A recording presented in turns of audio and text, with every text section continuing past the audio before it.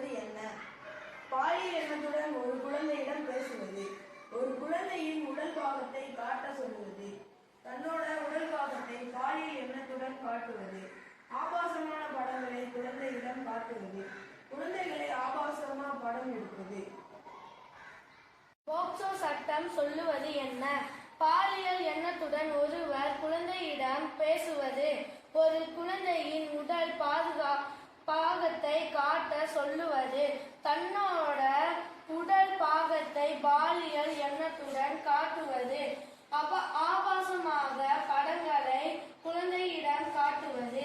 குழந்தைகளை ஆபாசமாக படம் எடுப்பது.